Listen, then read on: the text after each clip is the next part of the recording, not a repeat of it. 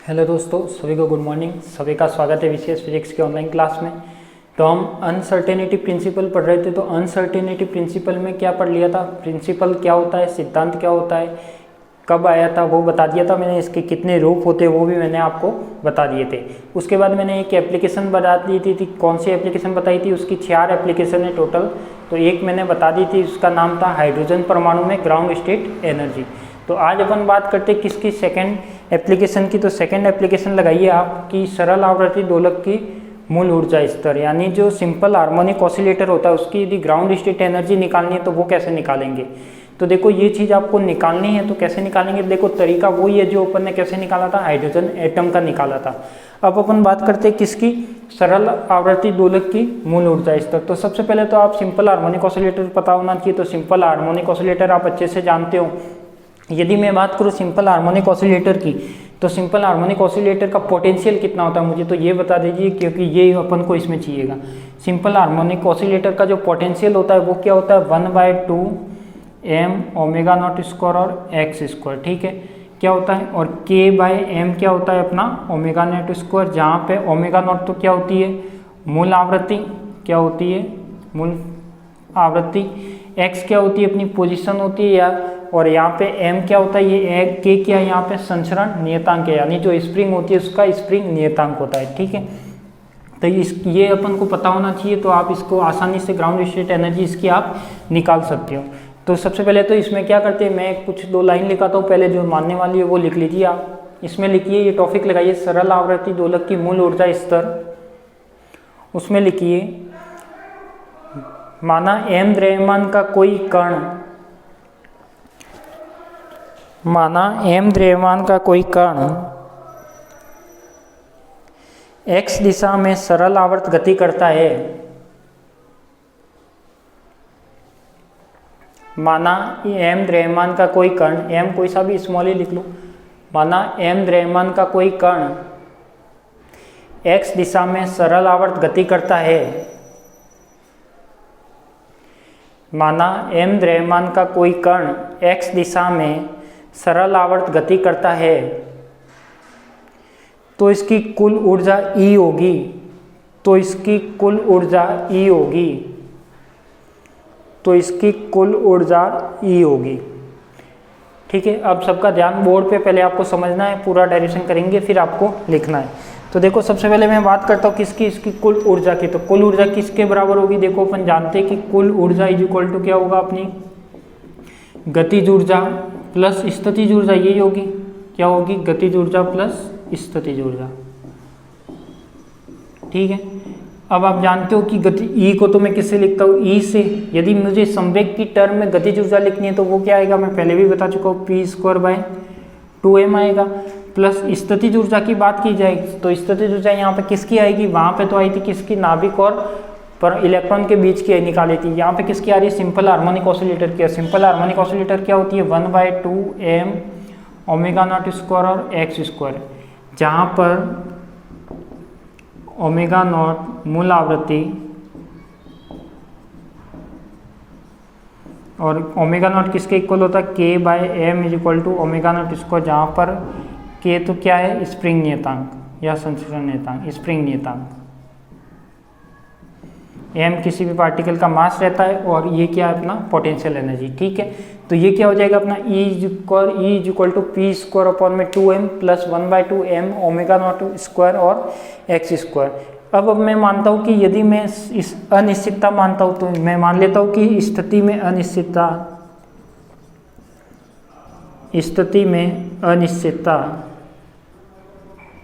कितनी हो, ΔX हो, तथा संवेग में अनिश्चितता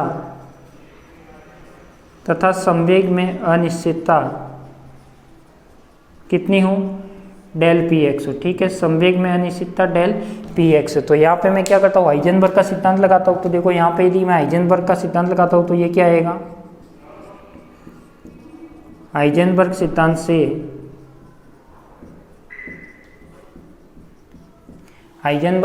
से क्या आ जाएगा अपने पास, देखो ΔX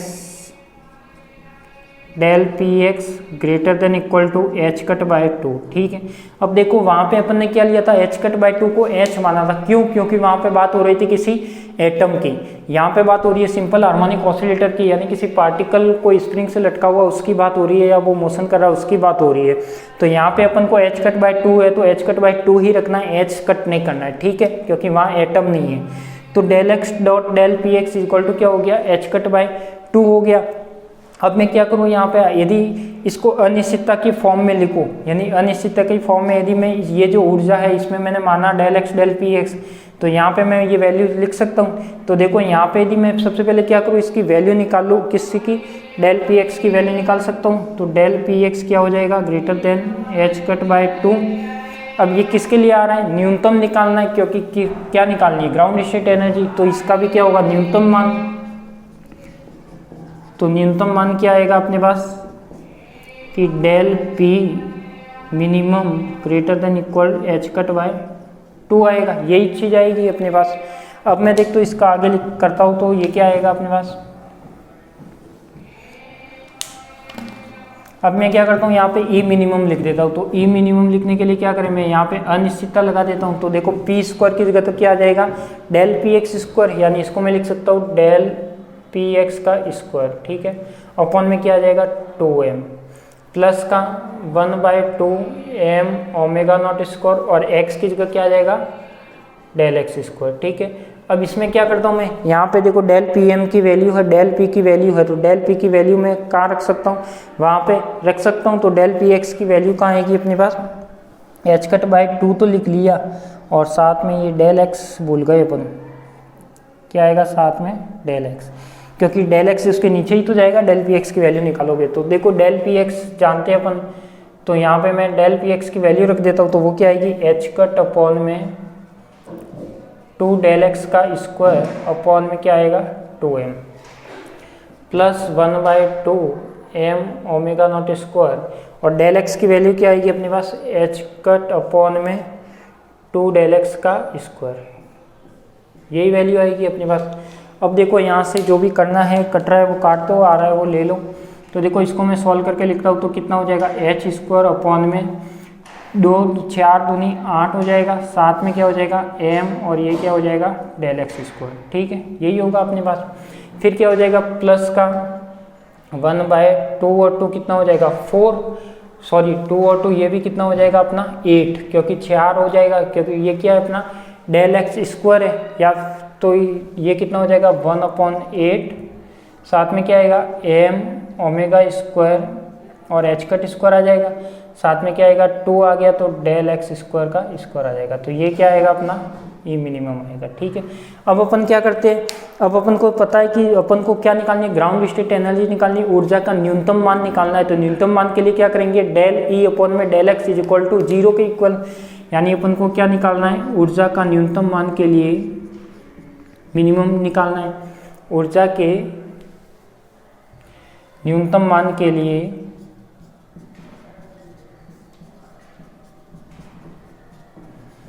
तो देखो ऊर्जा के न्यूनतम मान के लिए क्या आएगा अपने पास, तो ऊर्जा के न्यूनतम मान के मैं बात करूं तो ऊर्जा के न्यूनतम मान के लिए आएगा अपने पास E minimum is equal to H cut square upon में सॉरी अवकलन करना है यहाँ पे। तो देखो ऊर्जा के न्यूनतम मान के लिए क्या आएगा, डेल ई मिनिमम अपॉन में डेल एक्स के रेस्पेक्ट में अवकलन होगा, इज इक्वल टू किसके इक्वल करना है, 0 के इक्वल। अब यदि मैं यहाँ पे अवकलन करता हूँ तो देखो क्या आएगा अपने पास, इस टर्म का मैं अवकलन करूँ तो देखो एच कट स्क्वायर तो ऐसे का ऐसे, अपना 8m ऐसे का ऐसे, अवकलन किसका हुआ डेल एक्स स्क्वायर का, तो ये हो जाएगा -2 अपॉन में डेल एक्स क्यूब आ जाएगा। ठीक है, और क्या हो जाएगा अपना, ये प्लस ऐसे का ऐसे 1/8 ऐसे का ऐसे, m ओमेगा स्क्वायर और एच कट स्क्वायर ऐसे का ऐसे। ठीक है, इसका मैं अवकलन करूँ तो ये क्या आ जाएगा -2 अपॉन में डेल एक्स, ये भी क्या है अपना स्क्वायर है, ये क्या था अपना स्क्वायर ही था क्या, दोनों में डेल एक्स स्क्वायर था, m omega not x square,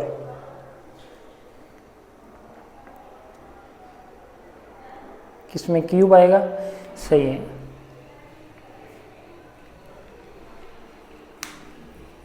एक मिनट,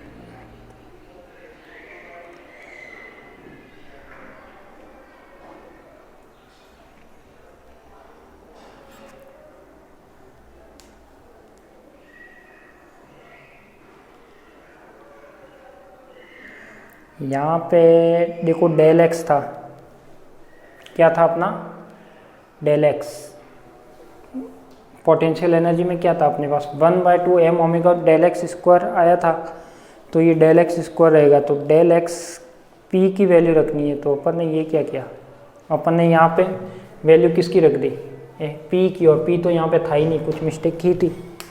यहाँ पे क्या ये अपना 1/2 m ओमेगा नॉट स्क्वायर और डेल एक्स स्क्वायर है, तो यहाँ पे क्या है अपना डेल एक्स स्क्वायर का डेल एक्स स्क्वायर ही रहेगा, पी की वैल्यू थोड़ी आएगी यहाँ पे, तो फिर ये वाली टर्म भी चेंज हो जाएगी। देखो यहाँ पे क्या आता है, यहाँ पे आएगा अपने पास 1/2 m ओमेगा नॉट स्क्वायर और डेल एक्स क्या क्या रहेगा अपने पास, डेल एक्स स्क्वायर रहेगा, यही रहेगा अपने पास। अब क्या होगा यहाँ पे ये टर्म हट जाएगी यहाँ से,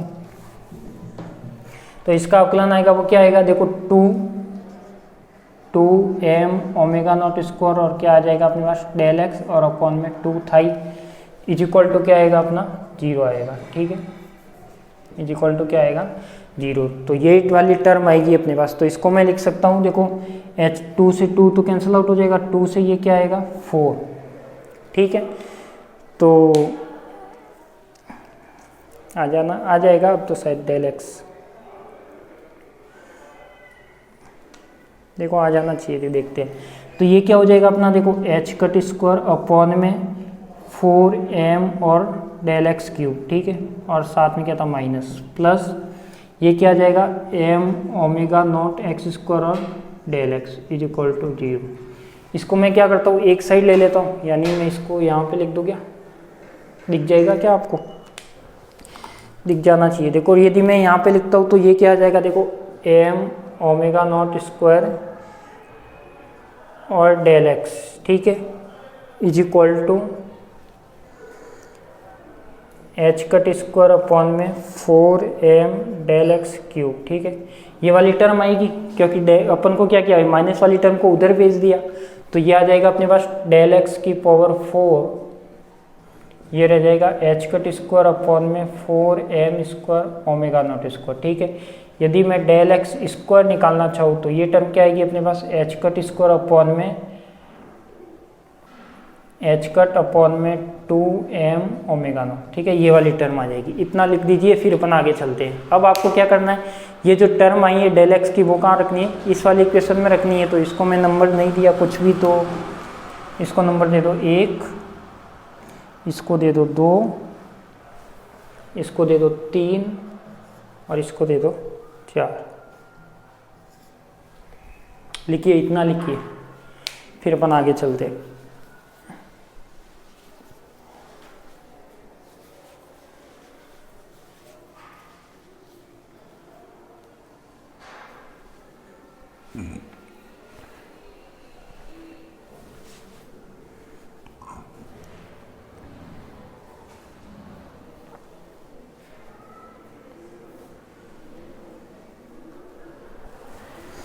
तो कैसा लग रहा है आपको ऑनलाइन में, ठीक लग रहा है क्या पढ़ने में? देखो ऑनलाइन में इस साल तो देखो अभी तो गवर्नमेंट जो विचार कर रही है कॉलेज खोलने का वो केवल स्कूल का कर रही है, अभी तक तो कॉलेज का तो अभी कोई प्लान ही नहीं आया उनके पास। तो पता नहीं गवर्नमेंट कॉलेज कब परमिशन देगी और कब खुलेंगे। इससे बेटर है कि आप अपने अकॉर्डिंग सिलेबस को करते रहिए।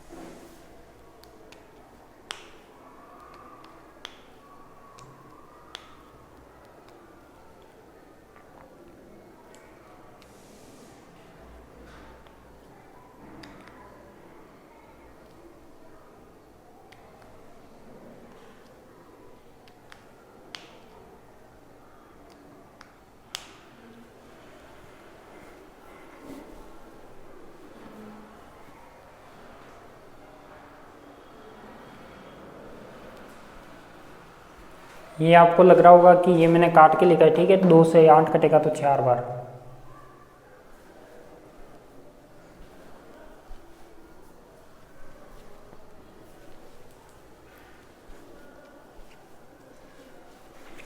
थोड़ी लिखने की स्पीड रखिए।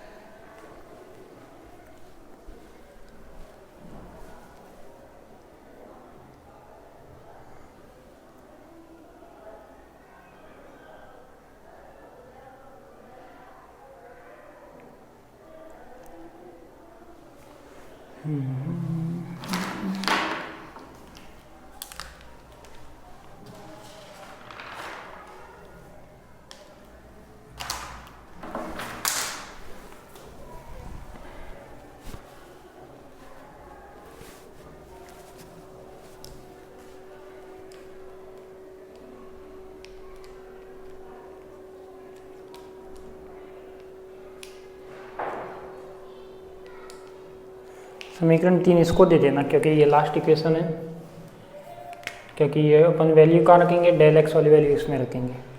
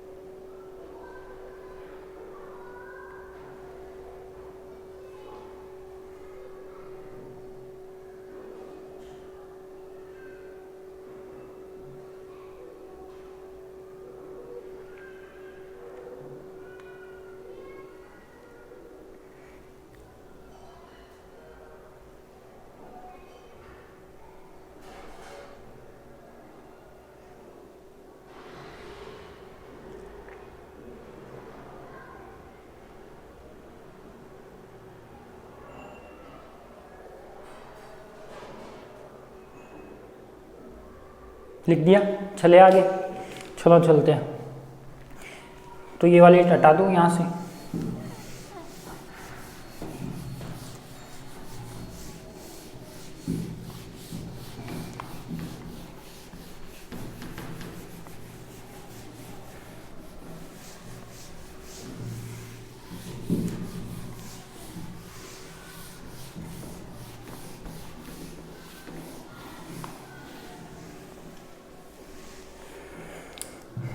देखो इसके बाद क्या आएगा अपने पास। अब जो अपने पास जो टर्म आई है कौन सी, डेल एक्स वाली, तो डेल एक्स वाली टर्म को कहाँ पे रखना है, समीकरण 3 में। सबका ध्यान बोर्ड पे एक बार।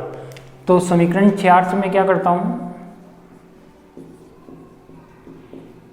3 में मान रख देता हूँ, तो अपना क्या आ जाएगा, ई मिनिमम। तो देखो ई मिनिमम क्या आता है अपना, एच कट स्क्वायर थाई 8m थाई, डेल एक्स की वैल्यू क्या आ गई अपने पास, देखो डेल एक्स स्क्वायर है तो स्क्वायर की वैल्यू क्या है, एच कट अपॉन में 2m ओमेगा नॉट, फिर क्या है अपना प्लस का 1/2m omega naught square, del x square की वैल्यू क्या है, एच कट अपॉन में 2m ओमेगा नॉट। ठीक है, तो ये कितना आएगा, देखो 2 से कटेगा तो ये कितना आ जाएगा 4, यानी एच कट स्क्वायर, देखो एच भी कट जाएगा, तो जो कट रहा है वो मैं काट देता हूँ, यहाँ से ये कट जाएगा, ये 4 आ जाएगा, तो देखो H cut square, sorry H आएगा, क्या आ जाएगा अपने पास, एच कट अपॉन में 4m से m भी कटेगा क्या, देखो m से m कट गया तो क्या बचा, m ओमेगा नॉट, यहाँ पे एक टर्म बचनी चाहिए, क्या बचनी चाहिए, एम भी, क्योंकि 1/2 ओमेगा नॉट एच नहीं सही है। देखो एच कट तो ऐसे का ऐसे कट गया, तो ऊपर एच कट वाला रह गया, 4 ऐसे का ऐसे रह गया, अब ये ओमेगा नॉट कहाँ जाएगा, ऊपर जाएगा, तो ये क्या रहेगा, ओमेगा नॉट 4, यानी अपने पास जो टर्म रहेगी क्या रहेगी, एच ओमेगा नॉट 4। यहाँ पे देखो क्या रहेगा अपने पास 1/2 और 4 तो आएगा ही, m से m कट जाएगा और ओमेगा से ओमेगा, तो ये भी क्या रहेगा, h कट ओमेगा, तो ये क्या आ जाएगा अपना ई मिनिमम। और देखो बस सेम टर्म है तो अपने पास ये कैसे ऐड होगी 1/4 और 1/4 कितना होगा 1/2 h कट ओमेगा। तो ये इसकी क्या हो जाएगी ग्राउंड स्टेट एनर्जी। तो अपन कह सकते हैं कि जो सरल आवर्ती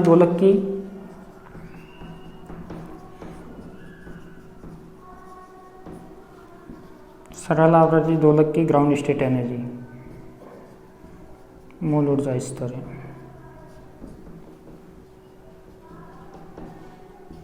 ठीक है, तो ये आपकी क्या थी इसकी हाइजेनबर्ग की जो अनसर्टेनिटी प्रिंसिपल था उसकी सेकंड एप्लीकेशन थी।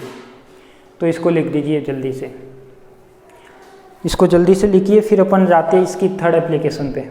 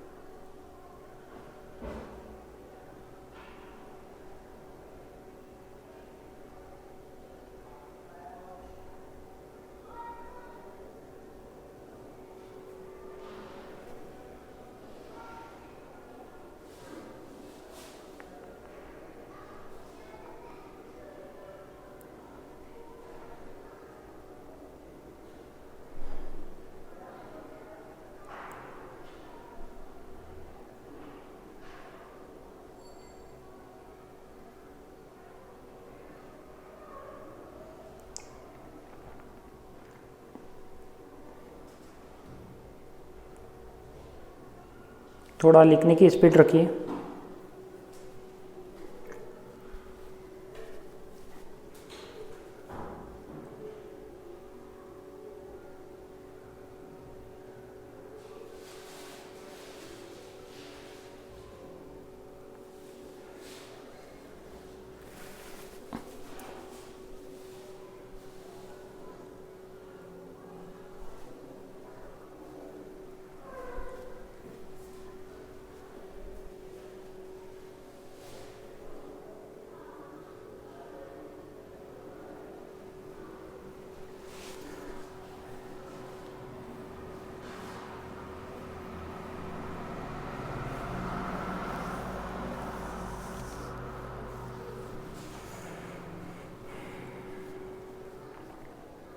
लिख दिया, चले आगे।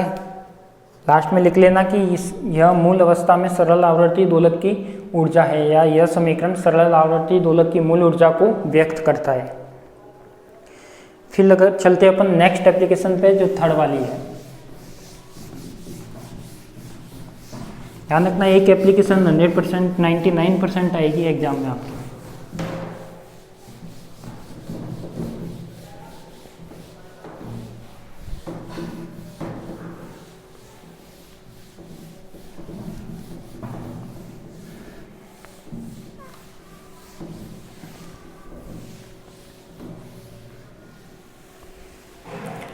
थर्ड लगाइए, थर्ड एप्लीकेशन लगाइए, वर्णक्रम रेखाओं का स्वाभाविक विस्तार।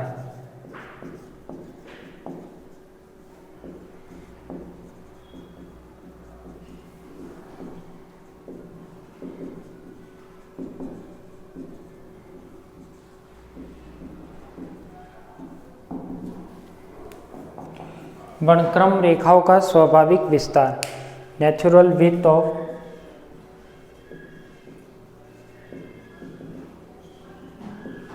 Spectral lines.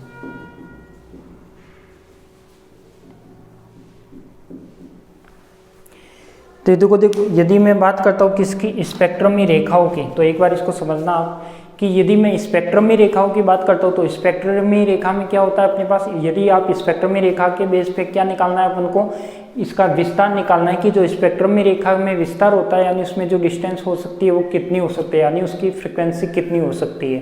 तो देखो स्पेक्ट्रम के लिए मैं बात करता हूँ कि अपने पास मान लो कि अपने पास, मैं आपको पहले भी बता चुका हूँ, ये ग्राउंड स्टेट, ये उसकी एक्साइटेड स्टेट और ये उसकी ग्राउंड स्टेट। कोई भी इलेक्ट्रॉन होता है तो वो इलेक्ट्रॉन कहाँ जाता है, उत्तेजित अवस्था में जाता है, एक्साइटेड स्टेट में रहता है। वहाँ जाके कितनी देर तक ठहरता है, ऊपर 10⁻⁸ सेकंड तक ठहरता है। फिर क्या करता है, वो नीचे आता है, नीचे आता है तब क्या करता है, फोटोन का उत्सर्जन करता है, यानी फोटोन का उत्सर्जन करता है तो क्या निकालेगा, अपना एक फोटोन निकालेगा। ठीक है, तो अपन कह सकते हैं कि जो उत्तेजित ऊर्जा स्तर का जीवन काल होता है, यानी जो समय में अनिश्चितता होती है, वो तो कितनी हो गई अपने पास 10⁻⁸ तो इसमें क्या निकालना होगा अपन को, प्लांक के फॉर्मूले से न्यू यानी डेल न्यू निकालना होगा।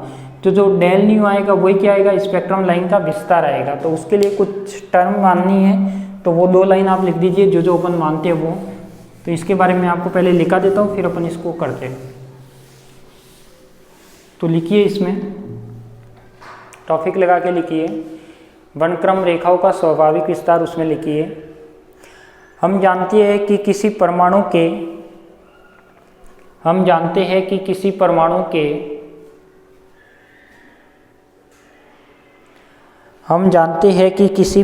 के उत्तेजित ऊर्जा स्तर का जीवन काल,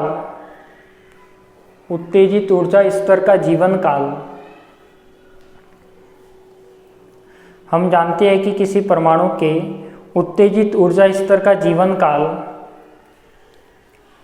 10⁻⁸ सेकंड होता है, 10⁻⁸ सेकंड होता है।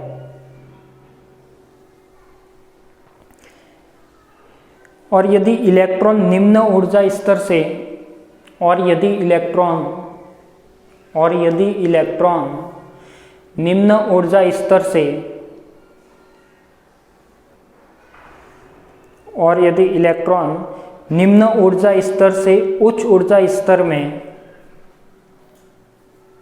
और यदि इलेक्ट्रॉन निम्न ऊर्जा स्तर से उच्च ऊर्जा स्तर में, निम्न ऊर्जा स्तर से उच्च ऊर्जा स्तर में जाता है तो वह उस उत्तेजित अवस्था में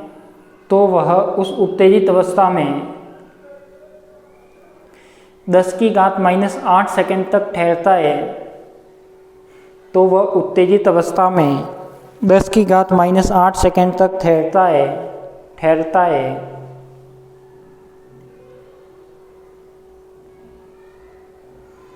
तथा फिर एक फोटोन का उत्सर्जन कर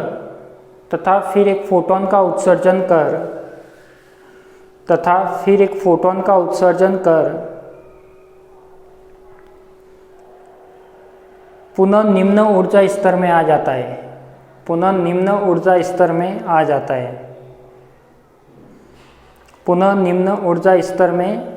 है।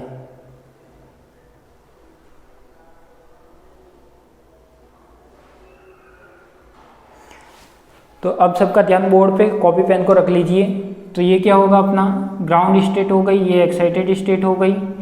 इलेक्ट्रॉन था, यहाँ से गया ऊपर एक्साइटेड में 10⁻⁸ सेकंड तक वहाँ ठहरता है, फिर क्या करेगा, नीचे आएगा, और नीचे आएगा तो क्या करेगा, फोटोन का उत्सर्जन करेगा। तो सबसे पहले तो मैं मान लेता हूँ कि जो समय में अनिश्चितता है, ये क्या 10⁻⁸ सेकंड तक ऊपर ठहरता है, यानी समय में अनिश्चितता कितनी हो गई, यानी समय में अनिश्चितता कितनी, del t is equal to हो जाएगा 10⁻⁸ सेकंड। ठीक है, तो जो समय में अनिश्चितता होगी वो क्या होगी, अपनी 10⁻⁸ सेकंड। अब मैं यहाँ पे हाइजेनबर्ग का सिद्धांत लगाता हूँ। हाइजेनबर्ग के सिद्धांत से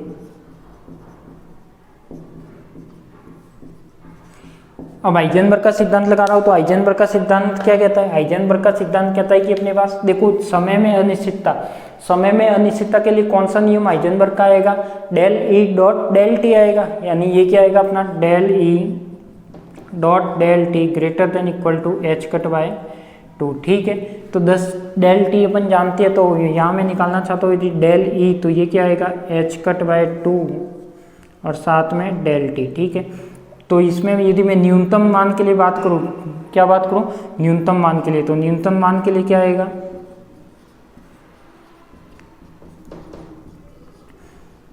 यानी del E minimum h cut upon में 2 डेल टी, ठीक है। ये क्या हो जाएगा समीकरण 1, ठीक है। अब मैं क्या करता हूँ, अब मैं यहाँ पे करता हूँ कि इसकी मैं वैल्यू निकालता हूँ डेल ई की, ठीक है। तो वैल्यू कैसे निकालनी है वो देखो, वैल्यू निकालनी है अपन को डेल ई, देखो जो वैल्यू है पहले तो वो मैं अलग से आपको लिखवा देता हूँ। एच कट कितना है अपने पास 1.053 10 की घात -34, डेल टी कितना है 10 की पावर -8 सेकेंड। तो देखो जो डेल ई आएगा वो कितना आएगा अपना, डेल ई मिनिमम आएगा वो कितना आएगा 1, देखो ये मिनिमम केस लिया है तो यहाँ पे क्या आना चाहिए, इक्वल आना चाहिए, ना कि ग्रेटर देन। तो देखो del E minimum is equal to कितना आएगा अपने पास 1.053 10 की घात -34 अपॉन में क्या आएगा 2 और 10 की पावर -8। अब देखो ये क्या है, ऊर्जा है, तो ऊर्जा किस में होगी, जूल में, उसको अपन किस में कन्वर्ट करेंगे, इलेक्ट्रॉन वोल्ट में। तो इलेक्ट्रॉन वोल्ट के लिए क्या आएगा ईवी, और ईवी नीचे क्या मल्टीप्लाई डिवाइड करेंगे तो एक ईवी की क्या करेंगे अपन वैल्यू रख लेंगे। तो जो अपना डेल ई आएगा ये सब, इसको आप सॉल्यूशन करोगे तो इसको मैं वैल्यू आपको बता देता हूँ, जो भी वैल्यू है आएगी इसकी, ये आएगी लगभग 3.3 इंटू 10 की घात -8 इलेक्ट्रॉन वोल्ट के समथिंग। तो जो अपना डेल ई आएगा वो क्या आएगा अपना, ये आएगा 3.3 इंटू 10 की घात -8 इलेक्ट्रॉन वोल्ट। अब अपन क्या करते हैं, अपन को निकालना क्या है, ई निकालना है। तो देखो न्यू निकालना है क्योंकि विस्तार निकालना है, ठीक है। तो यहाँ तक लिखने के बाद मैं क्या करता हूँ, यहाँ पे किसके लिए विस्तार निकालता हूँ, प्लांक के फॉर्मूले से। तो प्लांक सूत्र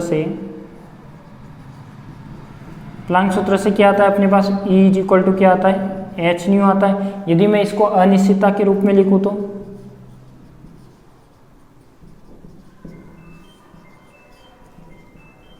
तो देखो अनिश्चितता के रूप में क्या आएगा अपना del E is equal to h और साथ में क्या आ जाएगा डेल न्यू, ठीक है। ये वाली टर्म आ जाएगी अपने पास, तो ये आ जाएगा अपने पास del E is equal to H del nu आ जाएगा। अब मैं क्या करता हूँ, अपन को निकालना क्या है डेल न्यू। तो देखो डेल न्यू निकालने के लिए क्या करें, del nu is equal to h upon में डेल ई, ठीक है। और डेल ई की आप वैल्यू निकाल चुके हो यहाँ पे, तो डेल ई की वैल्यू वहाँ कहाँ रखोगे आप, वहाँ पे रखोगे। तो वहाँ पे क्या आ जाएगा अपना डेल ई, तो सीधा से वैल्यू रखो, ये वैल्यू रखोगे तो ज़्यादा बेस्ट है, और ये वैल्यू रखना चाहो तो ये वैल्यू रख दो। तो देखो डेल न्यू और एच अपॉन में डेल ई का मान कहाँ से रखोगे, समीकरण 1 से, समीकरण 1 से। तो ये क्या आएगा एच कट अपॉन में 2 डेल टी, कितना आएगा 2 डेल टी। अब मैं करता हूँ इसका del nu is equal to ये एच अपॉन में 2 तो पहले से ही था, 2 पाई आ जाएगा और साथ में क्या आएगा डेल टी, ठीक है। क्योंकि अपन ने क्या रखा एच कट रखा है, तो एच सॉरी मिस्टेक हो गई, उल्टा कर दिया मैंने यहाँ पे। डेल न्यू करना है तो क्या आएगा, डेल न्यू करेंगे तो अपने पास आएगा डेल ई अपॉन में एच, उल्टा आएगा। तो उल्टा आएगा तो क्या करेंगे अपने पास डेल ई अपॉन में एच, यानी डेल न्यू की बात करेंगे तो ये ई तो ऊपर रहेगा एच नीचे जाएगा, तो डेल ई अपॉन में एच। तो देखो डेल ई अपॉन में एच करेंगे तो अब यहाँ पे ई की वैल्यू रख दो समीकरण 1 से। तो ये क्या आएगा समीकरण 1 से एच कट अपॉन में 2 डेल टी, तो del nu is equal to del E की वैल्यू एच कट अपॉन में 2 डेल टी, ठीक है।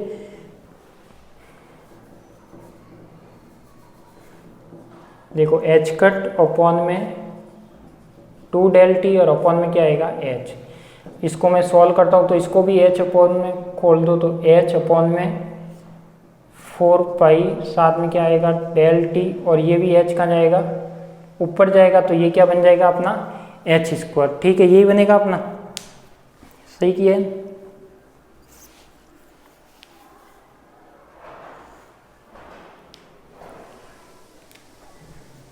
सही है। देखो h अपॉन में 4 पाई डेल टी बन जाएगा और 1 अपॉन एच ऐसे का ऐसे, तो ये तो h कट जाएगा, del nu is equal to क्या रहेगा 4 पाई डेल टी। अब इसमें जब आप वैल्यू रखोगे तो ये वैल्यू क्या आएगी 4 इंटू 3.14 इंटू 10⁻⁻8 सेकेंड, ठीक है। तो ये डेल न्यू आएगा आपका कितना, ये मैं सॉल्यूशन कर किया हुआ है तो 7.96 इंटू 10⁻⁻6 सेकेंड। और जब आवृत्ति की किसकी बात हो रही है, फ्रिक्वेंसी न्यू की बात हो रही है, तो 1/t, तो इसलिए सेकेंड इनवर्स इसका यूनिट, ये क्या आ जाएगा अपना डेल न्यू। तो ये अपना क्या हो गया विस्तार हो गया, ठीक है। तो एक बार आप बोर्ड पर ध्यान दीजिए, यहाँ तक लिखिए, यहाँ तक समीकरण 2 तक, उसके बाद मैं आपको लिखवाता हूँ। समीकरण 2 तक लिखिए एक बार।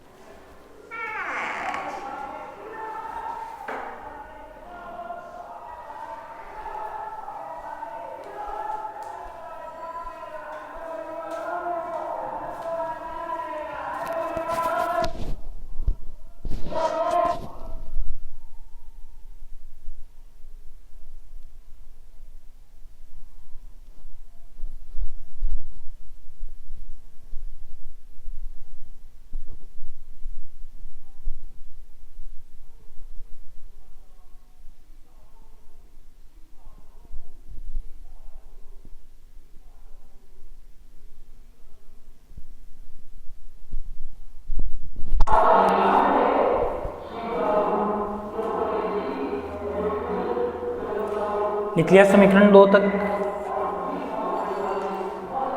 लिखिए समीकरण 2 के बाद कि उत्तेजित ऊर्जा स्तर की ऊर्जा में उत्तेजित ऊर्जा स्तर की ऊर्जा में डेल ई का स्वाभाविक विस्तार होता है। उत्तेजित ऊर्जा स्तर की ऊर्जा में डेल ई का स्वाभाविक विस्तार होता है। उत्तेजित ऊर्जा स्तर की ऊर्जा में डेल ई का स्वाभाविक विस्तार होता है। इस वजह से ऊर्जा स्तरों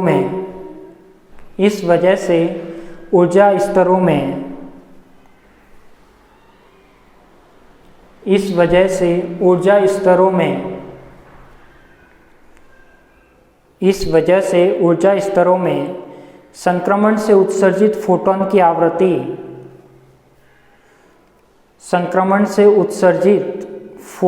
आवृत्ति न्यू में डेल न्यू का विस्तार आ जाता है। संक्रमण से उत्सर्जित फोटॉन की आवृत्ति न्यू में डेल न्यू का विस्तार आ जाता है। यानी जब फोटोन उत्सर्जित होगा तो वो भी क्या करेगा, उसको स्प्लिट करेगा, तो स्प्लिट करेगा यानी उस विस्तार कितना आ जाएगा डेल न्यू। तो वही चीज़ें अपन को डेल न्यू निकालना था, तो वो मैंने निकाल दिया, ठीक है। अब इसके आगे ये कंप्लीट लिख लीजिए, इसके आगे का कंप्लीट लिख दीजिए।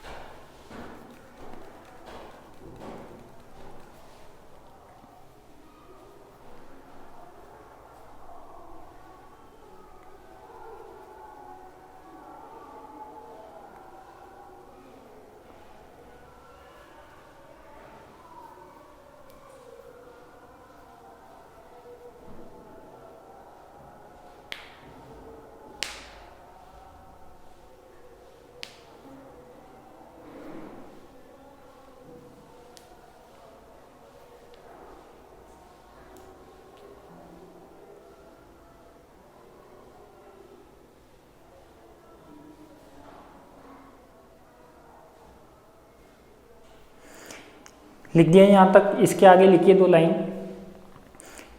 अतः उत्तेजित ऊर्जा स्तर की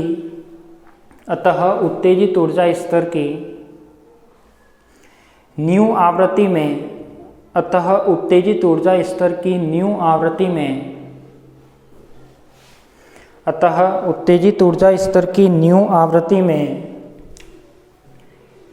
न्यू माइनस डेल न्यू से nu plus del nu, board पर लिखा हुआ है, न्यू माइनस डेल न्यू से न्यू प्लस डेल न्यू तक की आवृत्ति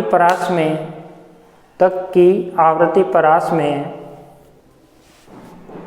न्यू माइनस डेल न्यू से न्यू प्लस डेल न्यू तक की आवृत्ति परास में फोटोन का उत्सर्जन होता है।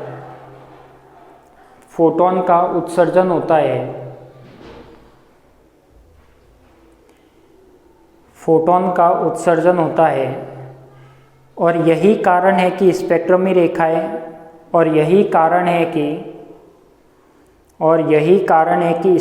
रेखाएं स्वाभाविक विस्तार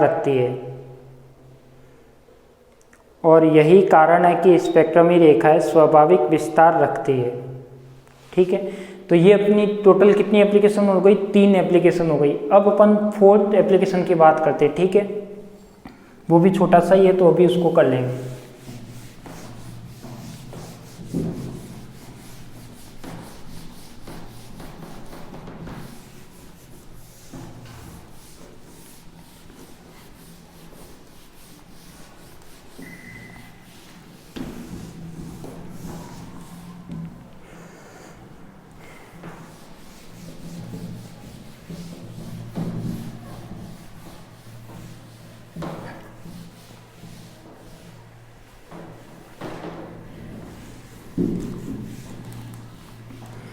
तो लगाइए 4th एप्लीकेशन लगाइए। नाभिक में इलेक्ट्रॉन का अस्तित्व नहीं होना, ये सब आप जानते हो। नाभिक में इलेक्ट्रॉन का अस्तित्व का नहीं होना है।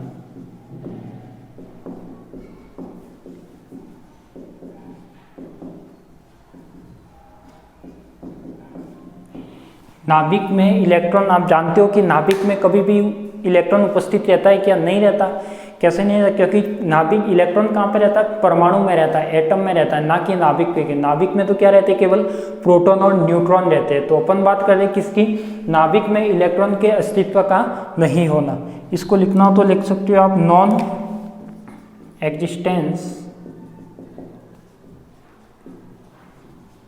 Non existence of electrons in nuclei. ठीक है, टॉपिक लगा लो, नाभिक में इलेक्ट्रॉन का अस्तित्व नहीं होना है, नाभिक का नहीं होना। तो सब जानते हो आप अच्छे तरीके से कि नाभिक में कभी भी इलेक्ट्रॉन उपस्थित नहीं रहता। इलेक्ट्रॉन कहाँ रहता है? हमेशा एटम में रहता है। तो अपन बात करें, उसी को प्रूफ करना है कि नाभिक में इलेक्ट्रॉन क्यों नहीं रहता। तो उसको प्रूफ किसकी सहायता से करना है? हाइजेनबर्ग के अनिश्चितता सिद्धांत की सहायता से। तो जो अनसर्टेनिटी प्रिंसिपल है उसकी सहायता से आपको क्या करना है? प्रूफ करना है। तो देखो इसमें बढ़े आगे। तो इसमें पहले तो कुछ लिख लीजिए, 2-4 लाइनें। इसमें लिखिए, परमाणु के नाभिक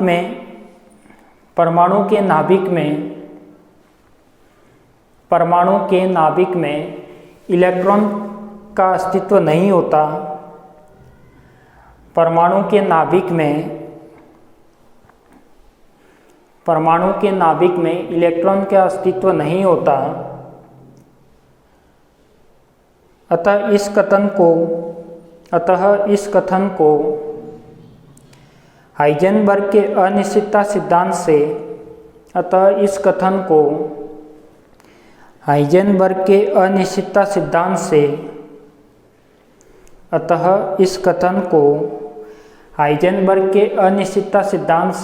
सिद्ध कर सकते हैं। अतः इस कथन को हाइजेनबर्ग के अनिश्चितता सिद्धांत से सिद्ध कर सकते हैं।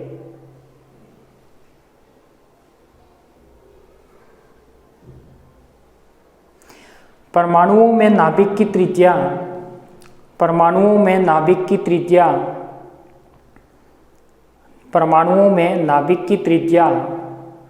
10⁻⁻15 मीटर या 1 फर्मी परमाणुओं में नाभिक की त्रिज्या 10⁻⁻15 मीटर या 1 फर्मी कोटि की होती है। परमाणुओं में नाभिक की त्रिज्या 10⁻⁻15 मीटर या 1 फर्मी कोटि की होती है।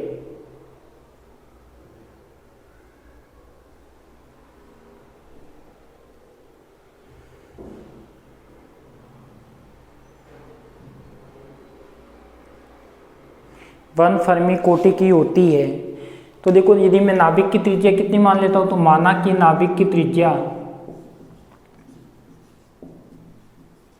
कितनी आ जाएगी, 5 × 10⁻15 मीटर। ये अपन ने क्या मानी है, मान रखी है, क्योंकि नाभिक की रेडियस 1 फर्मी की होती है। 1 फर्मी में कितने मीटर होते हैं, 10⁻15 मीटर होती है, तो ये आ जाएगा। यदि मैं स्थिति में अनिश्चितता देखूं, यदि स्थिति में अनिश्चितता, तो स्थिति में अनिश्चितता अपने क्या, यही तो है जो त्रिज्या है, तो 5 × 10⁻15 मीटर। ठीक है, अब क्या आएगा, यहाँ पे मैं हाइजेनबर्ग का सिद्धांत लगाता हूँ। तो देखो यहाँ पे यदि मैं हाइजेनबर्ग का सिद्धांत लगाऊं,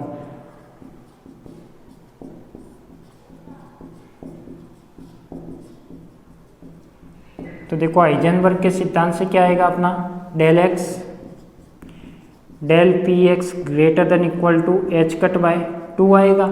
यदि मैं डेल पी एक्स निकालना चाहूँ तो ये क्या आएगा अपना h/2 और साथ में क्या आएगा डेल एक्स। और डेल एक्स की वैल्यू मैं निकाल चुका हूँ। तो यहाँ पे यदि मैं मिनिमम की बात करूँ, न्यूनतम मान के लिए,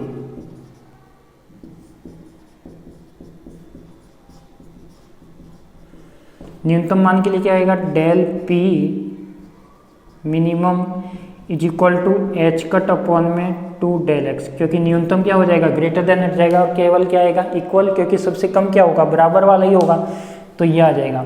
अब क्या होगा इसके बाद, अब आएगा अपने पास किसका, ये तो आ गया डेल पी। तो इसमें मैं डेल पी की वैल्यू भी निकाल सकता हूँ। तो देखो डेल पी की वैल्यू यदि निकालनी हो तो क्या आएगी, ये देखो h कट तो क्या होता है 1.054 10⁻⁻34 अपॉन में 2 कितना होता है, 2 ऐसे का ऐसे, डेल एक्स कितना होता है, डेल क्या होता है ये, तो 5 × 10⁻15 मीटर। ठीक है, इसको जब आप सॉल्व आउट करोगे तो ये लगभग आएगा, मैं इसकी वैल्यू बताता हूँ आपको, ये आएगा आपका 1.054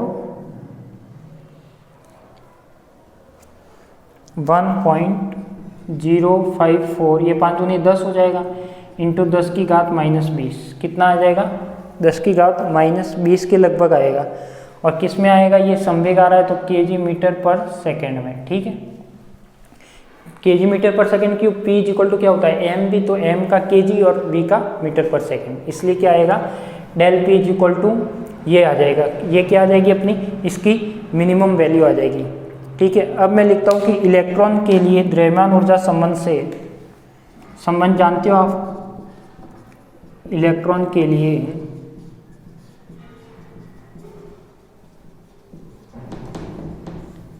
द्रव्यमान ऊर्जा संबंध से,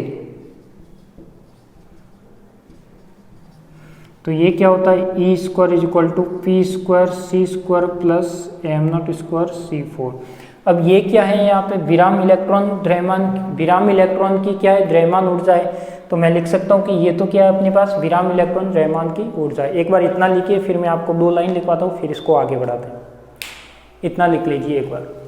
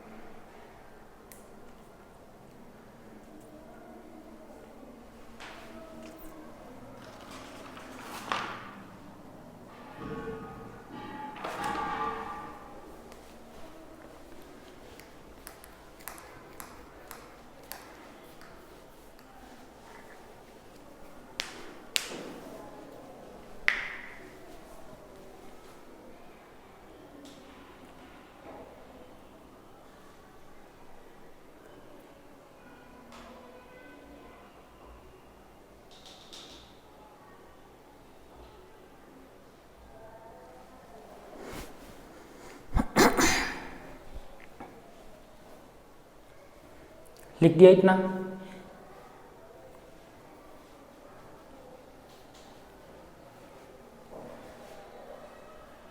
इसके आगे लिखिए, यहाँ m0c², यहाँ m0c² इलेक्ट्रॉन की विराम द्रव्यमान की ऊर्जा है। यहाँ m0c² विराम द्रव्यमान की ऊर्जा है। जैसे E = mc² होता है, तो यहाँ पे मैंने क्या लिखा रहा हूँ, E = m0c²। m0 किस लिए, विराम द्रव्यमान की ऊर्जा, इसलिए यहाँ m0c² इलेक्ट्रॉन की विराम द्रव्यमान की ऊर्जा है, जो 0.511 MeV प्राप्त होती है। यहाँ m0c² इलेक्ट्रॉन की विराम द्रव्यमान की ऊर्जा है, या फिर आप डायरेक्ट ऐसे भी लिख सकते हो कि यहाँ पे m0²c4 विराम इलेक्ट्रॉन द्रव्यमान की ऊर्जा है, जिसका मान 0.511 MeV प्राप्त होता है।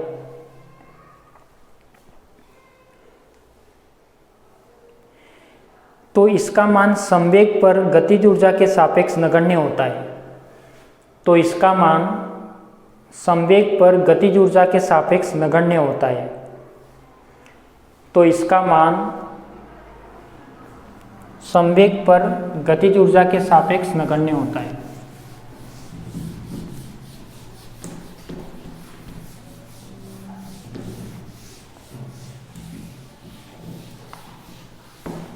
तो इसका मान गतिज ऊर्जा के सापेक्ष नगण्य होता है। तो मैं देखता हूँ कि यहाँ पे जो m0²c4 वाली टर्म है वो क्या होगी, लेस देन होगी किससे, p²c², यानी ये छोटा ये बड़ा, ठीक है। तो इसमें यदि मैं वैल्यू निकालता हूँ तो ये क्या रहेगा अपने पास, ये वाली टर्म नेगलेक्ट हो जाएगी, तो e²p²c², यदि ये निकालो तो ये आ जाएगा अपने पास EPC। यदि न्यूनतम के लिए बात करें तो न्यूनतम मान के लिए क्या आएगा अपने पास, न्यूनतम मान के लिए आ जाएगा आपके पास डेल E न्यूनतम, या डायरेक्ट भी लिख सकते E minimum, E minimum = P minimum और C।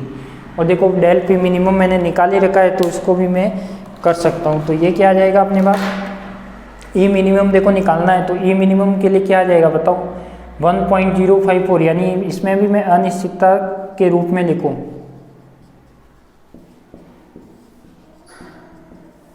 अनिश्चितता के रूप में, तो ये क्या आएगा, del E minimum del P minimum और साथ में क्या आ जाएगा C।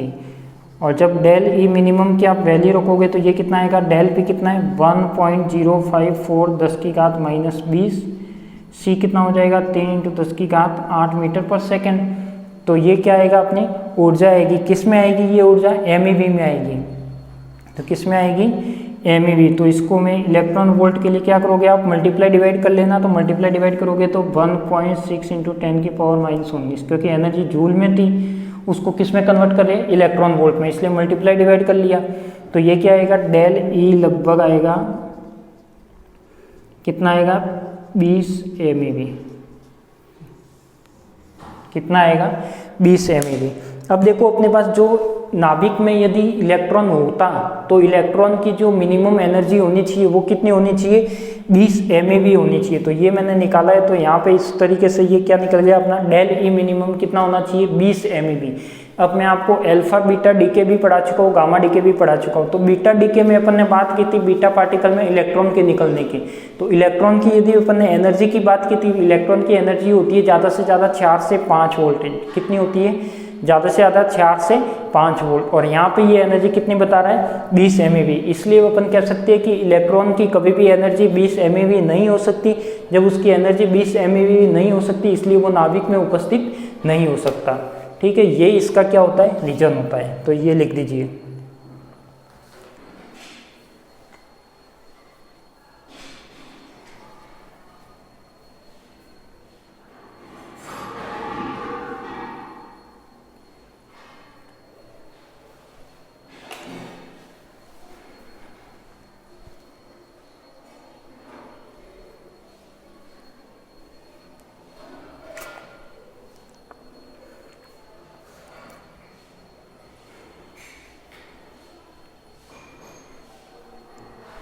हो सकता है क्लास थोड़ी लंबी थी कल वाली और आज वाली भी, क्योंकि इसमें जो भी आपका ये चैप्टर था ये मैंने कंप्लीट करा दिया है, सेकंड वाला भी।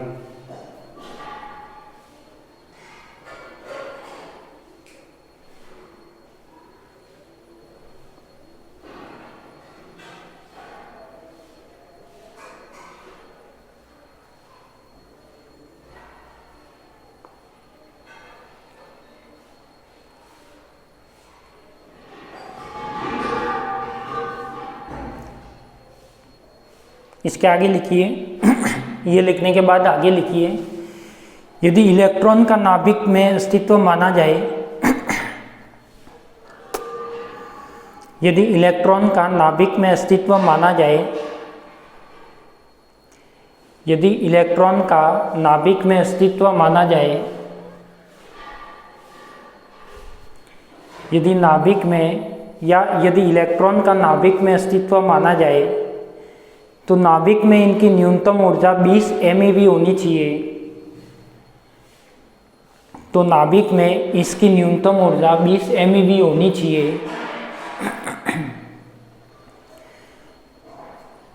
तो नाभिक में इसकी न्यूनतम ऊर्जा 20 MeV होनी चाहिए,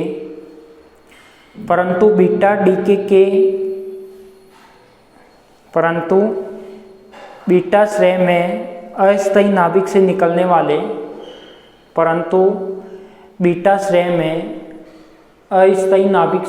वाले बीटा कणों की अधिकतम गतिज ऊर्जा, बीटा कणों से निकलने वाले बीटा कणों की अधिकतम गतिज ऊर्जा 4 MeV तक होती है। 4 MeV यानी 4 MeV तक होती है, 4 MeV तक होती है, 4 MeV तक होती है। अतः नाभिक में इलेक्ट्रॉन का अस्तित्व नहीं होता है। अतः नाभिक में इलेक्ट्रॉन का अस्तित्व नहीं होता है। अतः नाभिक में इलेक्ट्रॉन का अस्तित्व नहीं होता है।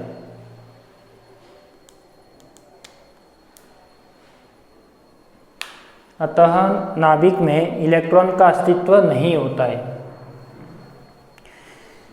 तो देखो क्या क्या पढ़ लिया अपन ने। हाइजेनबर्ग का अनिश्चितता का सिद्धांत पढ़ लिया, उसके बाद उसके 4 एप्लीकेशन पढ़िए। तो चारों एप्लीकेशन इंपॉर्टेंट है, ध्यान रखना। एक की एप्लीकेशन 100% 99% एग्जाम में आएगी।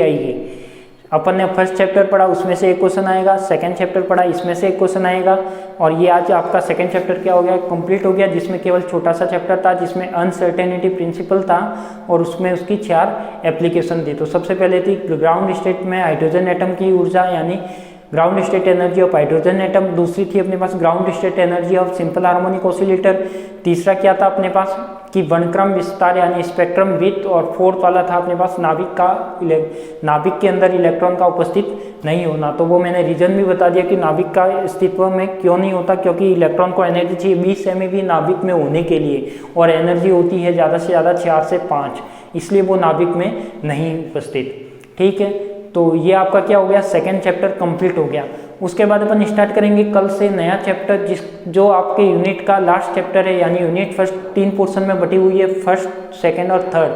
तो कल जो आपका चैप्टर नंबर रहेगा 3rd रहेगा, और वो क्या है, बहुत ही अच्छा चैप्टर है, कैलकुलेशन है, ऑपरेटर वाला चैप्टर है, श्रोडिंगर इक्वेशन आएगी, तरंग फलन आएगा, ये सब आएंगे।